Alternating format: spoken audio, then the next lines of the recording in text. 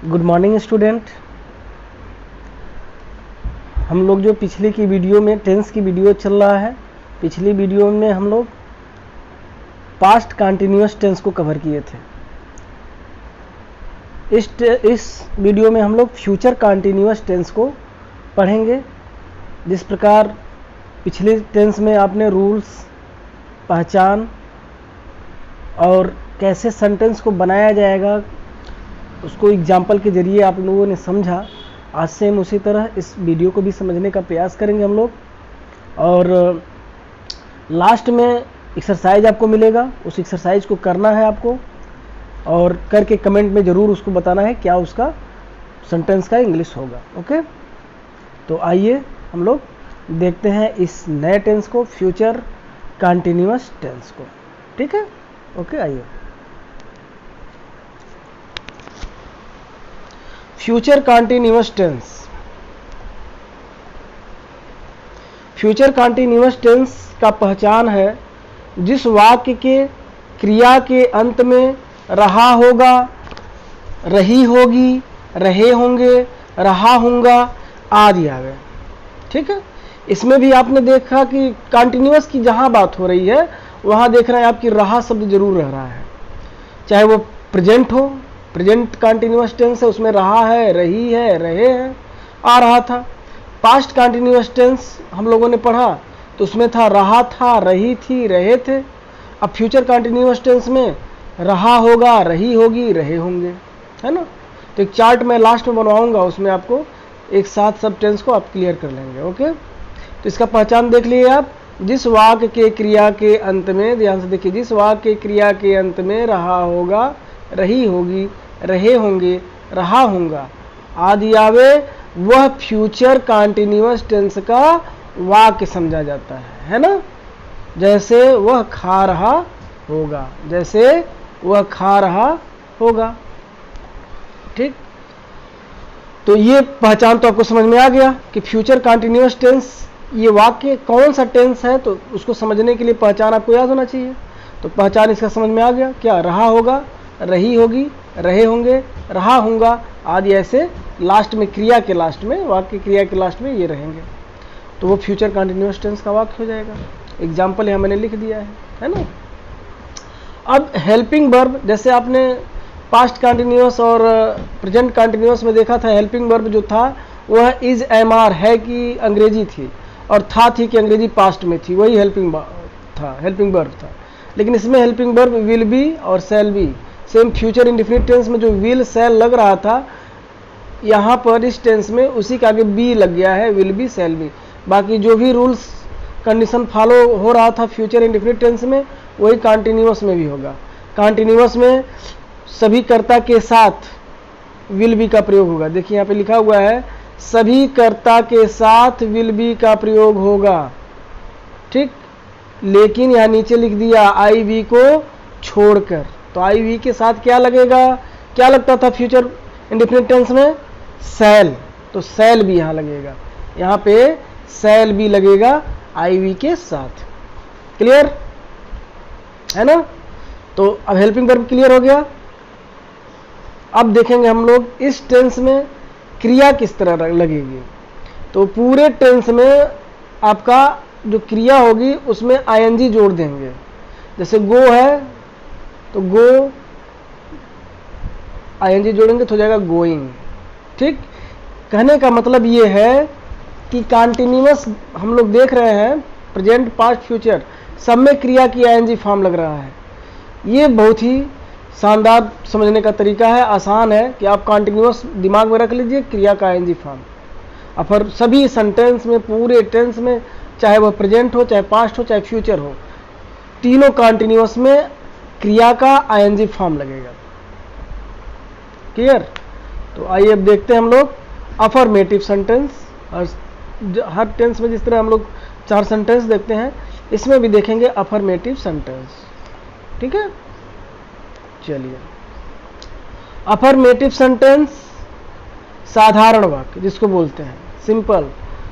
ठीक है, अब इसमें रूल देखिएगा, रूल में सब्जेक्ट की इंग्लिश पहले रखेंगे हर टेंस की तरह, फिर विल बी या शैल बी, दोनों नहीं रखेंगे, पहले विल बी, या तो विल बी कहाँ रखेंगे, सभी कर्ता के साथ आई वी को छोड़ करके, और सेल बी आई वी के साथ रखेंगे। यानी सेल बी जब आई और वी करता होगा, देखिए यहाँ पे लगा है आई और वी करता होगा तब सेल लगेगा, बाकी सबके साथ विल लगेगा, बाकी सबके साथ विल लग रहा है। केवल आई और वी को, वी के साथ सेल बी लग रहा है, बाकी सबके साथ विल भी लग रहा है। तो वही सब्जेक्ट, इसके बाद विल बी या सेल बी, फिर वर्ब में आईएनजी फॉर्म लगाना है, प्लस ऑब्जेक्ट अगर हो तो उसकी अंग्रेजी रखना है, आपका ट्रांसलेट पूरा हो जाएगा।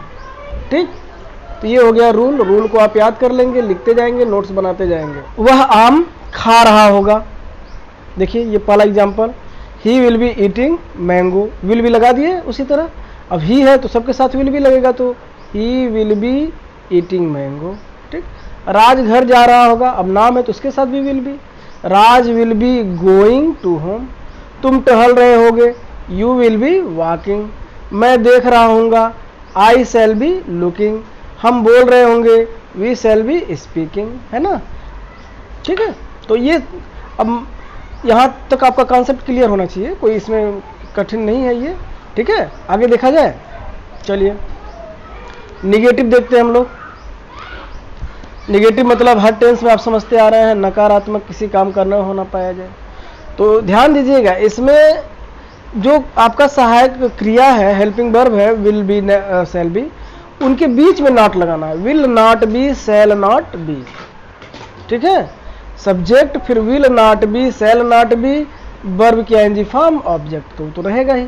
केवल नॉट बदलता है, तो नॉट लगाना कहाँ है, ये कंफ्यूज होते हैं लोग। Will not B, will be के बीच में नॉट लगाना है, शैल बी के बीच में नॉट लगाना है। क्लियर, तो ये आप कंफ्यूज नहीं होंगे इसमें। आइए एग्जाम्पल देखते हैं। वह आम नहीं खाएगा, तो he will not be eating mango. Raj घर नहीं जाएगा, Raj will not be going to home. तुम नहीं टहल रहे होगे, you will not be walking. मैं नहीं देख रहा हूँगा, I shall not be looking. हम नहीं बोल रहे होंगे, we shall not be speaking. तो ये क्लियर हो गया। केवल लग क्या रहा है, देखिए ध्यान से, नॉट बीच में लग रहा है, लेकिन शैल और बी के बीच में नॉट लग रहा है। ठीक है, इसका स्क्रीनशॉट ले लीजिएगा, ट्रांसलेट को फिर समझिएगा ध्यान से, है ना। चलिए आइए इंट्रोगेटिव देखते हैं। प्रश्नवाचक वाक्य, इंट्रोगेटिव सेंटेंस। इंट्रोगेटिव सेंटेंस में ध्यान दीजिएगा, विल भी टोटल नहीं आएगा यहाँ बाहर, केवल विल शैल आएगा, है ना। विल शैल आ जाएगा, स्टार्टिंग में लगेगा, फिर सब्जेक्ट की इंग्लिश रखेंगे, सब्जेक्ट के जस्ट बाद बी रखेंगे। वो बी जो हेल्पिंग वर्ब के साथ घूम रहा है, आप शुरू से देख रहे हैं, तो विल या शैल लिखने के बाद सब्जेक्ट लिखेंगे, इसके बाद बी लिखेंगे, फिर वर्ब लिखेंगे, और फिर ऑब्जेक्ट। वर्ब में इसमें भी आईएनजी फॉर्म लगाना है, पूरे टेंस में लगाना है। और अब इसमें क्या वह आम खा रहा होगा, तो अब देखिए यहाँ पे विल पहले लग गया है, फिर सब्जेक्ट लगाया गया है, फिर बी, फिर ईटिंग मैंगो, है ना। ये ध्यान देने वाली बात है। प्रश्नवाचक वाक्य बनाते समय विल शैल पहले, फिर सब्जेक्ट प्लस बी, फिर क्रिया की ING form plus object etc। तो क्लियर, यहाँ तक तो आपको समझ में आया होगा। एग्जाम्पल के जरिए और देखते हैं हम लोग। क्या राज घर जाएगा, तो will Raj be going to home. देखिए ध्यान से, विल यहाँ नियम के अनुसार रख रहे हैं, विल सब्जेक्ट यानी राज, बी हमने रख दिया, फिर वर्ब में आईएनजी फॉर्म यानी गोइंग, ऑब्जेक्ट टू होम, है ना। तो इसी तरह सब रखा हुआ है। क्या तुम टहल रहे होगे, क्या तुम टहल रहे होगे, तो क्या तुम टहल रहे होगे में विल यू बी वॉकिंग। क्या मैं देख रहा हूँगा, शैल आई बी लुकिंग। क्या हम बोल रहे होंगे, शैल वी बी स्पीकिंग। ठीक है, तो इसके रूल के अकॉर्डिंग सब रखा हुआ है। ठीक, अब देखते हैं हम लोग कि बीच में जब प्रश्नवाचक शब्द आ जाते हैं तब कैसे बनाते हैं, है ना। तो बीच में प्रश्नवाचक शब्द अगर आ गए, जैसे क्या समझिएगा, क्या नहीं, वह क्यों रो रहा होगा, ये सेंटेंस आ गया। बीच में जो प्रश्नवाचक शब्द भी है वो बीच में आ जा रहा है। ठीक है, तो क्यों का इंग्लिश रखेंगे वाई, फिर विल, क्योंकि यहाँ पे ही है तो वाई विल। अब पूरा टोटल वही रूल रख देंगे वाई के बाद, वाई विल, अब वह का हो जाएगा ही बी वीपिंग, पूरा आपका ये ट्रांसलेट बन गया। ठीक, बीच में अगर ये शब्द आते हैं तो हर टेंस में बता रहा हूं। ठीक है, अब हम लोग देखते हैं प्रश्नवाचक नकारात्मक वाक्य। ये भी बड़ा सिंपल है, जिस तरह आपने प्रश्नवाचक देखा उसमें बस क्या करना है, सब्जेक्ट और बी के बीच में नॉट लगा देना है। ठीक, जैसे क्या वह आम नहीं खा रहा होगा, will he not be eating mango. क्या राज घर नहीं जा रहा होगा, will Raj not be going to home. क्या तुम नहीं टहल रहे होगे, will you not be walking. क्या मैं नहीं देख रहा हूँगा, shall I not be looking. क्या हम नहीं बोल रहे होंगे, shall we not be speaking. तो ये आपका इंट्रोगेटिव निगेटिव सेंटेंस हो गया। ठीक, तो इसको ध्यान से आप एक दो बार वीडियो देखिए, आपको जो पहले से ही ये यहाँ पे आ रहा है स्क्रीन पे, इसी को देख करके ही समझ में आ जाएगा। बाकी और सो जो एक्सप्लेन कर रहे हैं उसको बार बार सुनिए तो आपको समझ में आ जाएगा कैसे ट्रांसलेट बन रहा है। चलिए आइए देखते हैं हम लोग लास्ट में क्या आपको बना करके, कौन से सेंटेंस बना करके भेजना है।